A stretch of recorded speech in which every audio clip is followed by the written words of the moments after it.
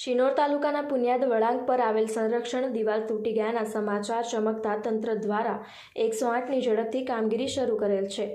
માર્ગ મકાન તંત્ર દ્વારા 2 જેસીબી મશીન સાથે કામગીરી શરૂ કરી પડી ગયેલ દિવાલ હટાવી. વડોદરા જિલ્લાના શિનોર તાલુકામાં તાજેતરમાં સૌથી વધુ વરસાદ પડ્યો હતો અને આ મુશળધાર વરસેલા વરસાદમાં પુનિયાદ આનંદીના રસ્તા પર આવેલ નાળાની પાઇપોની નીચે સતત પાણીથી થયેલા પોલાણના કારણે રસ્તો બંધ થવાની સંભાવના અને રસ્તાની સુરક્ષા માટે બનાવેલ સંરક્ષણ દિવાલ એકાએક 2 તબક્કામાં ધરાશાયી થતાં બંને સાઇડ ઉપર જમીનનું ધોવાણ થઈ રહ્યું હતું.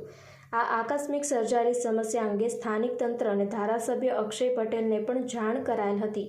આ અંગેના વિગતવાર સમાચારો ચમકતા આ બનાવની ગંભીરતા સમજી માર્ગ મકાન તંત્ર જિલ્લા પંચાયતના તાબાના પેટા વિભાગ ડભોઈના નાયબ કાર્યપાલક ઇજનેર વિનય સોમાણીએ તાત્કાલિક આજરોજ 4 ઓગસ્ટ 2026 મંગળવારે સ્થળ ઉપર 2 જેસીબી અને બ્રેકર મશીન મોકલીને ધરાશાયી થયેલ દિવાલને આજુબાજુની જમીનનું ધોવાણ ના થાય તે રીતે દૂર કરવાની કામગીરી આરંભી હતી. આ સિવાય નાળાની નીચેના પોલાણમાં પથ્થરોનું પુરાણ કરી નાળાનું દબાણ ના થાય તે માટેની કામગીરી ચાલુ કરેલ છે. હાલના અવિરત વરસાદના કારણે ડભોઈ શિનોર તાલુકાના માર્ગ મકાન તંત્ર દ્વારા અનેક સ્થળે મરામતની કામગીરી ચાલે છે. તેવામાં પુનિયાદના સમાચારો ચમકતા રસ્તો બંધ ના થાય તે માટે યુદ્ધના ધોરણે તંત્ર દ્વારા કામગીરી શરૂ કરેલ છે અને કુદરતી રીતે વરસાદ બંધ રહેતા થોડી રાહત મળેલ છે.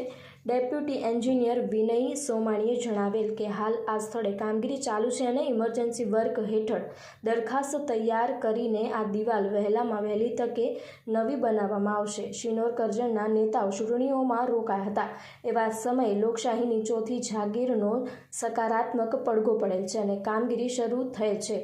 ગ્રામજનો દ્વારા માર્ગ મકાન તંત્રની ઝડપી કામગીરીના વખાણ કર્યા હતા. Reporter Kunal Darji, YNN news, Shinor. Subscribe now and press the bell icon. Never miss an update.